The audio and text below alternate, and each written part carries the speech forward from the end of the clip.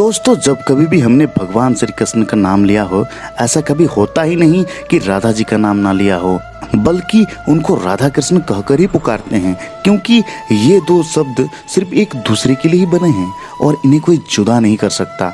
लेकिन तब आखिर क्या हुआ था जब श्री कृष्ण को राधा को छोड़कर जाना पड़ा था? बिना कृष्ण के आखिर राधा कैसे रही होंगी, यह सवाल ही मन में चिंतन पैदा कर देती है। कृष्ण से राधा और राधा से कृष्ण को कोई जुदा नहीं कर सकता, लेकिन हालात और वक्त ने इन्हें भी नहीं बख्शा। कृष्ण का बचपन वृंदावन की गलियों में बीता। कान्हा अपनी लीलाओं से सभी को प्रसन्न तो कुछ को परेशान भी करते थे, लेकिन कृष्ण के साथ ही वृंदावन की खुशियां भी थी। कृष्ण ने अपनी मधुर बांसुरी से अनेकों गोपियों का दिल जीता, लेकिन सबसे अधिक कोई कृष्ण को दीवानी थी तो वह थी राधा। वो उसके प्यार में बावड़ी हो गई थी। राधा कृष्ण से उम्र में 5 वर्ष बड़ी थी, लेकिन इस बात का फर्क दोनों को ही नहीं पड़ा। कृष्ण का जीवन साधारण नहीं था। वह समय निकट आ रहा था जब कृष्ण को वृंदावन छोड़कर मथुरा जाना था। दुष्ट मामा कंस का वध जो करना था, उस वक्त वृंदावन में मातम सा छा गया था। माता यशोदा तो परेशान थी ही, क्योंकि उनका दिल का टुकड़ा उसे छोड़कर जा रहा था। साथ ही कृष्ण की गोपियां भी कम उदास नहीं थी। भगवान कृष्ण और बलराम को लेने के लिए कंस द्वारा रथ भेजा गया। यह देख सारी गोपियां उस रथ के आसपास घेरा बना लिया, यह सोचकर कि कृष्ण को नहीं जाने देंगे। उधर कृष्ण को राधा की चिंता सताने लगी और वे सोचने लगे कि जाने से पहले एक बार राधा से मिलने मौका पाते ही वह छुपकर वहां से निकल गए। और फिर उन्हें राधा मिली, जिसे देखकर वह कुछ न कह सके। राधा कृष्ण के इस मिलन की कहानी बहुत ही अद्भुत थी। दोनों ना तो कुछ बोल रहे थे और ना कुछ महसूस कर रहे थे, वह चुप थे।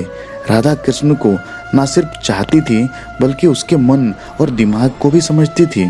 कृष्ण के मन की बात को वह पहले से ही जान लेती थी, इसीलिए शायद उन दोनों को उस समय कुछ बोलने की आवश्यकता ही नहीं पड़ी। और आखिर राधा को अलविदा कहकर श्री कृष्ण ने लौट आए और आकर गोपियों को भी समझाया और कहा कि वे परसों लौट आएंगे, और अनुमति लेकर वे निकल पड़े। जब भगवान श्री कृष्ण कंस को वध करने के लिए वृंदावन छोड़कर चले गए, तब राधा की जिंदगी ने अलग ही मोड़ ले लिया।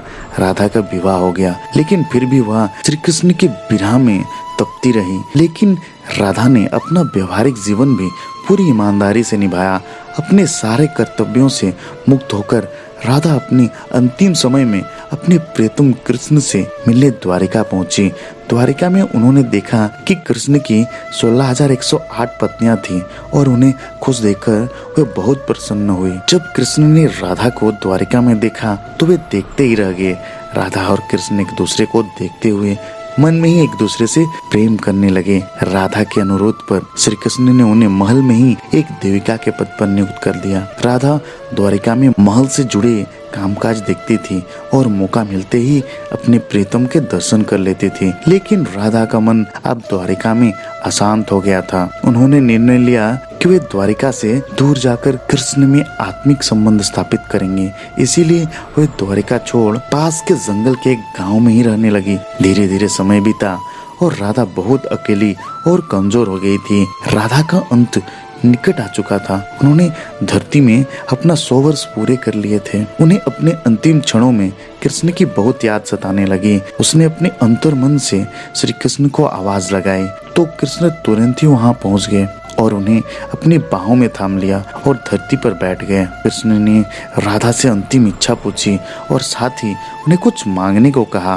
क्योंकि राधा ने कभी भी कृष्ण से कुछ मांगा नहीं था, तब राधा ने आखिरी बार कृष्ण से कहा कि वे उन्हें अंतिम बार बांसुरी बजाते हुए देखना चाहती हैं। श्री कृष्ण ने अपनी बांसुरी निकाली और राधा के मुख से स्पर्श कराने के बाद बेहद सुरीली प्रेम रस से भरी हुई मधुर धुन बजाने लगे। श्री कृष्ण ने दिन रात बांसुरी बजाई। बांसुरी की मधुर धुन सुनते सुनते राधा ने श्री कृष्ण की गोद में ही अपना शरीर त्याग दिया और हमेशा हमेशा के लिए अपने कृष्ण में लीन हो गई। अपने प्रेमिका के मृत्यु को श्री कृष्ण सहन नहीं कर सके और उन्होंने अपनी बांसुरी तोड़कर वही झाड़ी में फेंक दी और राधा के मृतदेह को गले से लगाकर फूट फूट कर रोने लगे। दोस्तों, उस दिन के बाद से ही श्री कृष्ण ने जीवन में कभी भी बांसुरी नहीं बजाई। इस तरह से 100 वर्षों के विरह के बाद राधा अपने कान्हा में विलीन हो गई और उनका प्रेम हमेशा हमेशा के लिए अमर हो गया।